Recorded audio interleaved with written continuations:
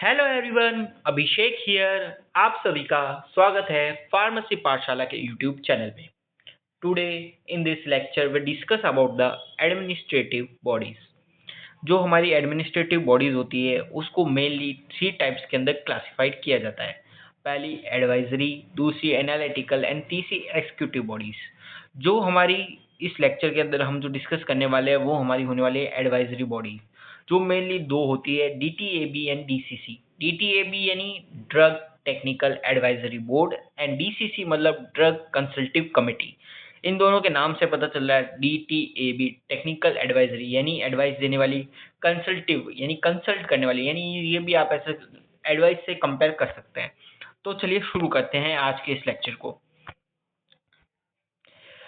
अब हम बात करने वाले हैं इसके क्लासिफिकेशन की। जैसे कि मैंने आपको पहले बताया कि हमारे पास जो एडमिनिस्ट्रेटिव बॉडी वो तीन टाइप की होने वाली है। सबसे पहली जो होगी वो होगी एडवाइजरी बॉडी, जिसका रोल होगा एडवाइस देना।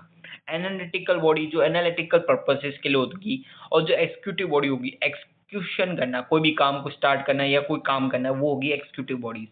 अब जो हमारी एडवाइजरी बॉडी होती है वो मेनली टू टाइप्स की होती है, डीटीएबी एंड डीसीसी। डीटीएबी यानी drug technical advisory board and DCC means drug consultative committee. Consult करना, एडवाइस देना, दोनों एडवाइजरी बॉडीज के अंदर आएगी।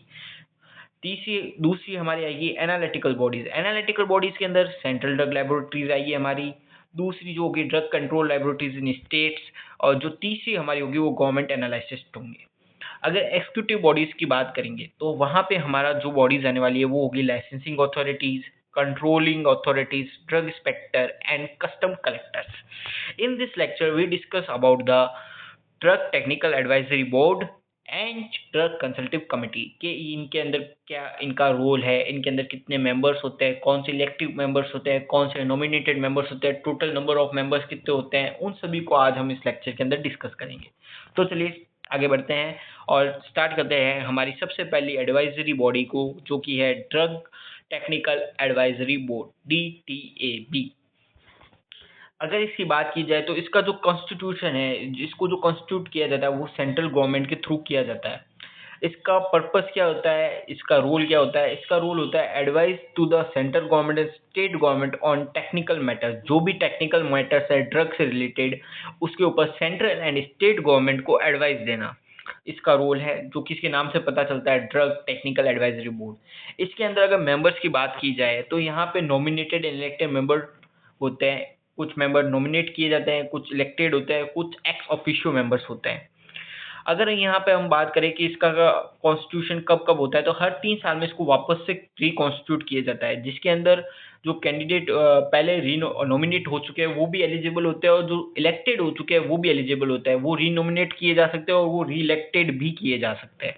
बात करें इसके कंसिस्ट मेंबर्स की बात करते हैं, तो यहाँ पे टोटल 18 मेंबर होते हैं। टोटल इसके अंदर हमारे 18 मेंबर्स होते हैं।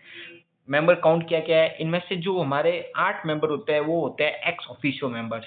और अगर अगर बात करें हम 5 नॉमिनेटेड मेंबर्स और 5 इलेक्टेड मेंबर्स, टोटल 18 मेंबर्स होते हैं, 8 ex officio, 5 nominated and 5 elected. अगर बात की जाए कि 8 एक्स ऑफिशियो मेंबर्स कौन कौन से होते हैं, तो हमारे पास जो 8 एक्स ऑफिशियो मेंबर्स होते हैं उनमें सबसे पहले जो आते हैं वो होते हैं director general of health services, दूसरे जो होते हैं ड्रग कंट्रोलर ऑफ इंडिया, तीसरे जो होते हैं director of central drug laboratory Kolkata, fourth जो होते हैं director of central research institute Kasauli, fifth ex officio member जो होने वाले हैं director Indian veterinary research institute Izatnagar, sixth director of central drug research institute Lucknow, president of medical council of India, and 8 हमारे PCI के president या chairperson आप कह सकते हैं। नेक्स्ट चलते हैं हमारे नॉमिनेटेड मेंबर की तरफ। तो हमारे जो नॉमिनेटेड मेंबर्स होते हैं उसमें से जो 2 पर्सन्स होते हैं वो नॉमिनेट किए जाते हैं by the central government among the person in charge of drug controller states. यानी स्टेट से 2 मेंबर लिए जाते हैं जो कि ड्रग कंट्रोलर होते हैं, जो कि सेंट्रल गवर्नमेंट के थ्रू नॉमिनेट किए जाते हैं। अगर बात की जाए एक एक पर्सन जो हमारा होगा वो फार्मास्यूटिकल इंडस्ट्री से नॉमिनेट किया जाएगा by central government. Pharmaceutical industry से एक मेंबर लिया जाता है। और अगर 2 गवर्नमेंट एनालिस्ट नॉमिनेट किया जाता है बाय द सेंट्रल गवर्नमेंट, ये इस तरह हमारे टोटल 5 मेंबर्स होते हैं जो नॉमिनेट किए जाते हैं, जिनमें से 2 मेंबर्स होते हैं ड्रग कंट्रोलर से, एक फार्मास्यूटिकल इंडस्ट्री से और 2 होते हैं गवर्नमेंट एनालिस्ट। इन सबको कौन नॉमिनेट करता है? इन सबको सेंट्रल गवर्नमेंट नॉमिनेट करती है। नेक्स्ट बात करते हैं इलेक्टेड मेंबर्स की। तो हमारे पास कौन कौन से इलेक्टेड मेंबर्स आते हैं? एक टीचर आएगा फार्मेसी से, जो कि फार्मास्यूटिकल केमिस्ट्री या फार्माकोग्नोसी का एक्सपर्ट होगा, जिसको इलेक्टेड करेगी हमारी PCI, pharmacy council of India.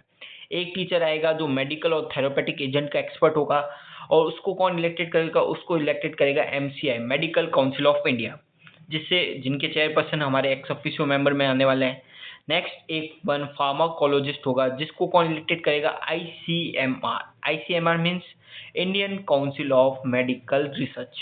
वहां से एक फार्माकोलॉजिस्ट को इलेक्टेड किया जाएगा। वही अगर बात करें one person elected by the council of central medical association, और एक जो हमारे लास्ट 5th मेंबर होने वाला है, उस वन पर्सन को सिलेक्टेड किया जाएगा council of Indian pharmaceutical association से, एक पर्सन को इलेक्टेड किया जाएगा। नेक्स्ट चलते हैं हमारे ड्रग कंसल्टेटिव कमेटी में, डीसीसी। इसको भी कॉन्स्टिट्यूट कौन करता है? इसको भी कॉन्स्टिट्यूट करता है हमारा सेंट्रल गवर्नमेंट। इसका भी काम क्या है? Advisory committee for central and state government and the डीटीएबी। ये एडवाइस करता है सेंट्रल को, स्टेट गवर्नमेंट को एंड डीटीएबी को, यानी ड्रग टेक्निकल एडवाइजरी बोर्ड को भी।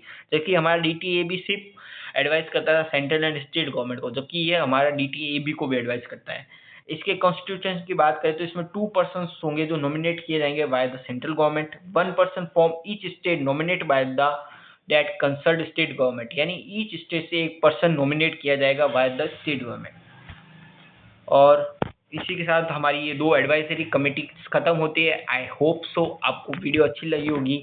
अगर आपको वीडियो अच्छी लगी है तो प्लीज़ इसको लाइक, शेयर एंड कमेंट ज़रूर कीजिएगा, और अगर इसका नेक्स्ट पार्ट चाहिए तो प्लीज़ कमेंट में नेक्स्ट पार्ट कमेंट ज़रूर कीजिएगा। Thank you, thanks for the watch.